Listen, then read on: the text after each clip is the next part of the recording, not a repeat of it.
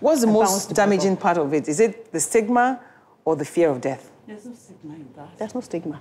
There's no stigma there. Mm-hmm. It's just the fear of death.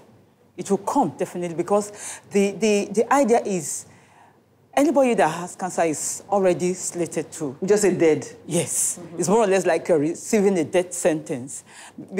I believe that is because we are not, we don't have much awareness about cancer.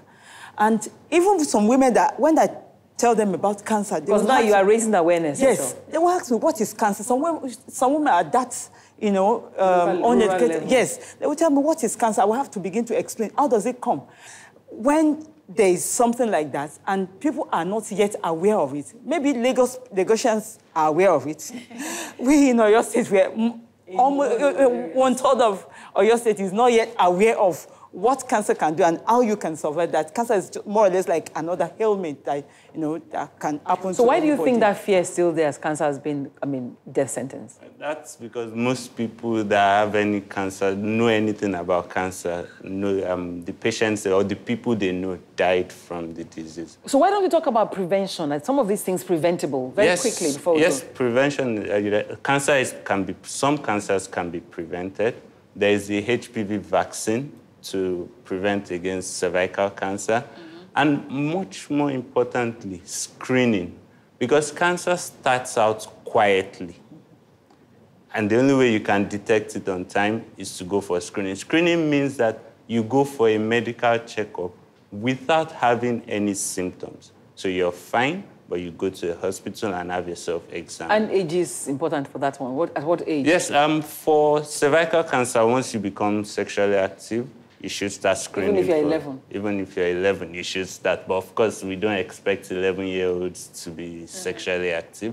But yes, if you're 11 and you start, get because, you know why I said that? Because people are promoting using the HPV, whatever, for 11-year-olds to immune them against. Yes. If you're not active yet, why are you giving them? Yeah, because you prepare for war before war.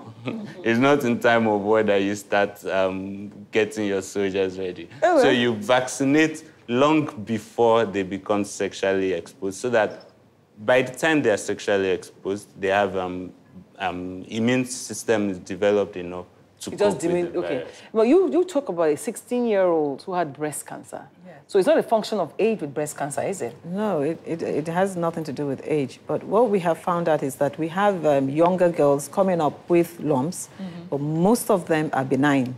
But it's not. We have had a girl of 16 who had breast cancer and died. So is it safe to say any lump you see in any part of your body, for cervical cancer, definitely, that's what they call it, the silent killer. Yeah.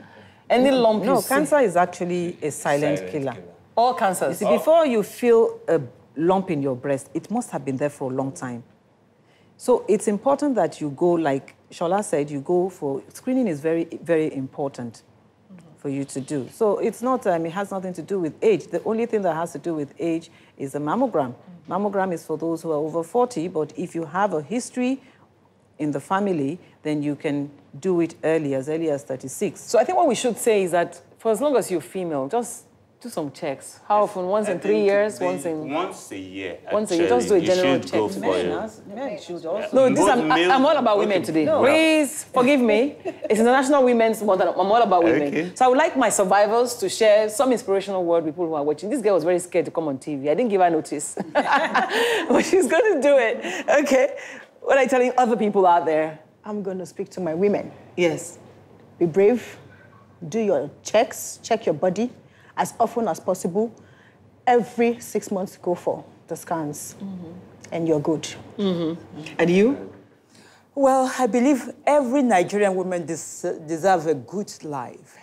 We have the right to live and to be happy. So to be happy, one have to be sure that you are in a good position. So don't hesitate to go for a screening. And the good thing about it is there's a lot of NGOs working in this field. I mean, all you need is Google. I mean, even in Nigeria, they will all pop up. But we know there are some fake ones. So what would you say? That's the last word I want you guys to do, finding the right help. Let's start with you. Okay. Going to the right places. Most states now, because that's the level of government that is closest to people.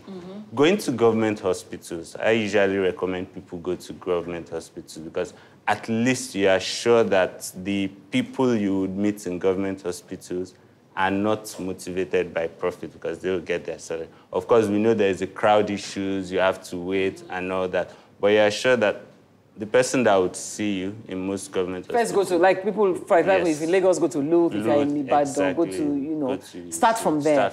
Would you get good care there, though? Definitely, you have good care there because I remember Trinita was referred to us, from Louvre, because Lassos, we work hand in hand with the government hospitals as well. Because once you have a problem like that, we also have the counseling, the support group system, and then we have the prosthesis. So what about the NGOs that chop our money? Because you have been accused too of taking money from people and not doing the work. Because I'm very resilient. They think there's something there that has been keeping me there for a long time. They have no idea at all.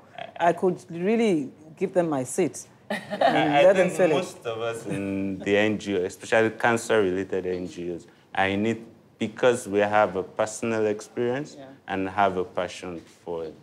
Or you've experienced cancer, close quarters. Yes. So, well, I mean, I must say, that's the end of the show. But I must thank you for coming. I appreciate your time. And you too, Trinita. We'll continue after this. Sure.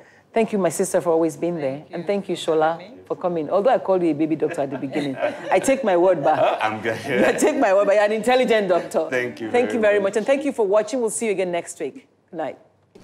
Yes, we'll send to you. We've taken all your email addresses and everything.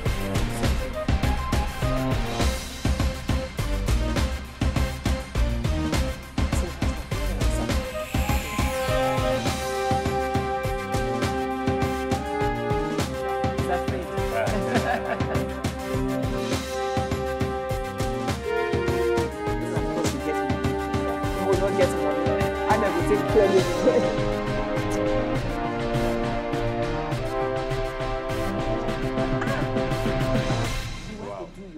Single one-on-one, one day.